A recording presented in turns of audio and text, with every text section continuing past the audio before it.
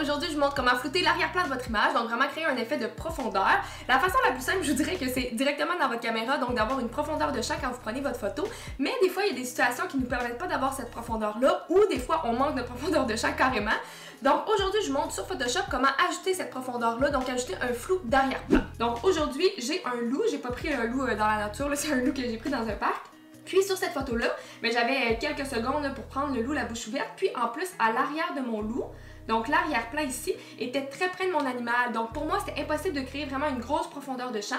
C'est ça que je vais venir ajuster en post-traitement dans Photoshop. La première étape, ça va être de copier votre photo. On travaille jamais sur votre photo de base. On se garde toujours un backup. Donc celui-là, on va l'appeler backup justement. C'est une photo qu'on veut garder intacte. Donc CTRL-J ou Command-J pour copier votre photo.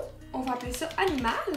Donc, on va venir sélectionner notre animal. Pour faire la profondeur de champ, là, on va venir sélectionner l'animal, on va le dissocier de notre fond, on va ajouter le flou seulement sur le fond et on va remettre l'animal.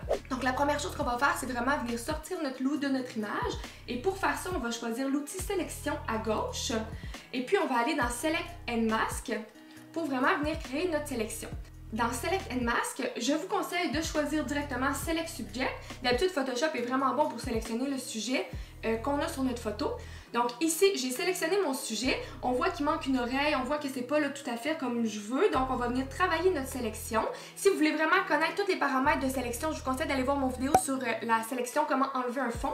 Ici, je vais le faire rapidement. Donc pour cette photo-là, j'aime avoir la sélection en rouge. Vous pouvez le changer ici, là. Vous pouvez faire le contraire, vous voyez que la sélection n'est pas top non plus, là. Donc moi, j'aime travailler en rouge pour faire ma sélection. La première chose que je vais faire, ça va être d'ajouter l'oreille qui manque avec le pinceau sélection ici. Et puis là, ce que je veux raffiner, c'est vraiment le poil de mon animal. Parce que si on fait le contraire, vous voyez que mon poil est vraiment mal sélectionné. Donc ce que je veux faire, c'est vraiment venir raffiner la sélection de mon poil. Pour faire ça, on va faire Refine Hair. Puis nous, pour le faire à la main, ensuite, on va choisir le deuxième outil comme ça.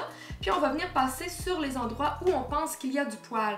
Donc ce pinceau-là, ça va venir vraiment faire les contrastes entre l'animal et le fond. Et je vais faire vraiment le contour de mon animal.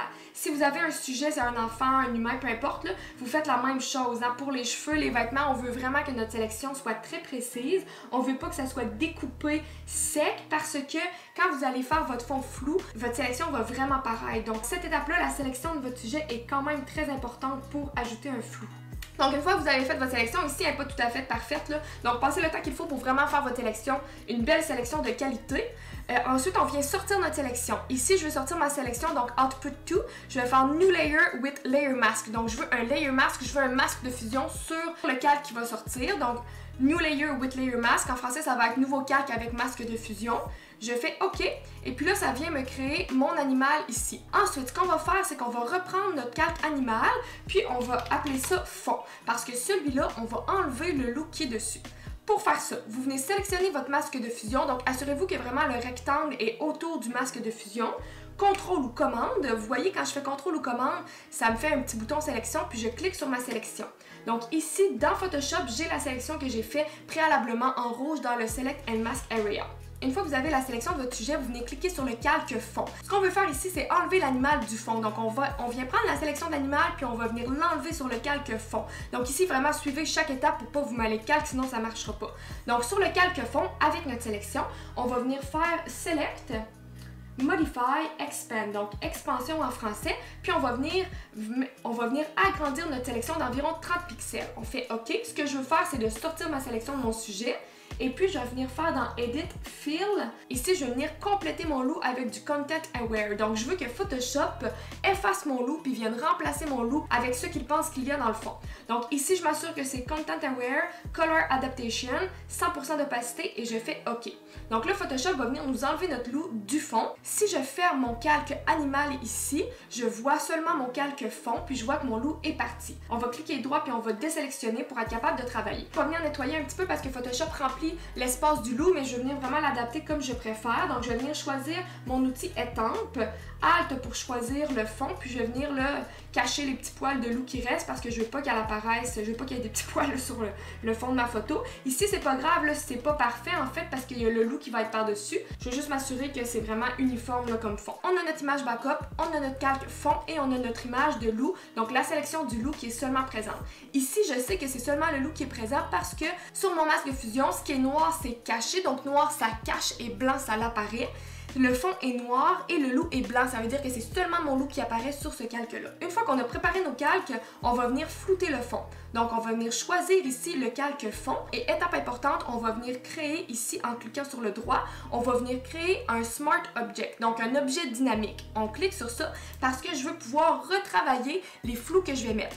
Si je ne mets pas objet dynamique, je vais ajouter un filtre, puis je ne vais pas pouvoir le retravailler. Donc, il va falloir toujours que je recule en arrière si je veux ajouter un peu de flou ou enlever un peu de flou. Donc, on met ça en objet dynamique pour pouvoir retravailler ce qu'on fait. Ensuite, on vient dans Filtre ici, on va faire Blur Gallery et File Blur, donc flou de profondeur, profondeur de champ. Et vous voyez ici, j'ai une pin qui apparaît. Moins j'en mets, moins c'est flou. Plus j'en mets, plus c'est flou. Donc ici, ce que je vais faire, c'est que je vais travailler ma profondeur de champ avec mon sujet parce que je veux que ça a l'air réaliste. Donc je vais sortir de ça, je vais faire Cancel, puis je vais venir m'assurer que mon calque sujet, donc ici mon animal, est coché. Donc je viens dans Fond avec mon animal de coché, je viens dans Filter, Blur Gallery, File Blur, et puis là je peux bouger ici là, ma petite pin.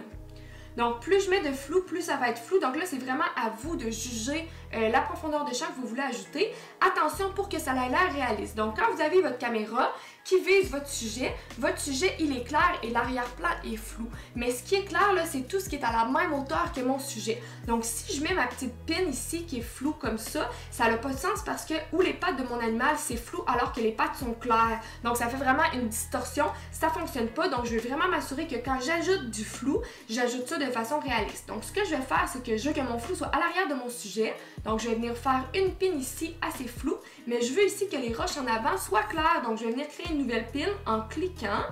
Ça va me créer une nouvelle pin. Et puis à l'avant, je vais mettre vraiment moins de flou, donc pratiquement pas. Puis je vais vraiment aligner cette pin-là sur les pattes de mon animal ou vraiment sur l'espace où j'ai mon sujet parce que cet espace-là, il est supposé être clair. Donc, mon espace proche des pattes est clair. Ici, je peux retravailler en touchant ma pin. Je peux le mettre plus flou ou moins flou. Je veux pas voir ce qu'il y a en arrière, donc je veux quand même assez flou. Puis là, on voit vraiment la sélection qui apparaît. Donc, la sélection, c'est vraiment important qu'elle soit claire et définie. Il faut que ce soit vraiment une belle sélection pour être capable d'avoir une photo réaliste.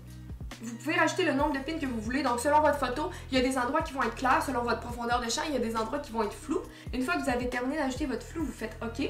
Donc, de retour dans Photoshop, vous avez votre fond ici qui est flou. Vu qu'on l'a mis en objet dynamique, on peut revenir travailler notre blur. Donc, c'est vraiment génial. Ici, j'ai double-cliqué sur le Blur Gallery. Et puis, je peux revenir ajouter du flou ou enlever du flou selon ma préférence. Je refais OK à chaque fois. Et puis, je peux venir vraiment travailler mon arrière-plan comme je le veux. Puis, ici, on a notre loup. Si vous n'êtes pas satisfait de votre sélection, vous pouvez double-cliquer sur votre masque de fusion. Et puis, votre sélection va réapparaître pour revenir travailler votre sélection. Donc, c'est aussi simple que ça. Le rectangle rouge pour s'abonner. Cliquez sur la petite clochette pour voir mes prochains tutoriels. Si vous avez d'autres idées de tutoriels, mettez-moi ça en commentaire, puis le pouce en l'air si vous avez aimé ma vidéo. Bonne journée, à la prochaine!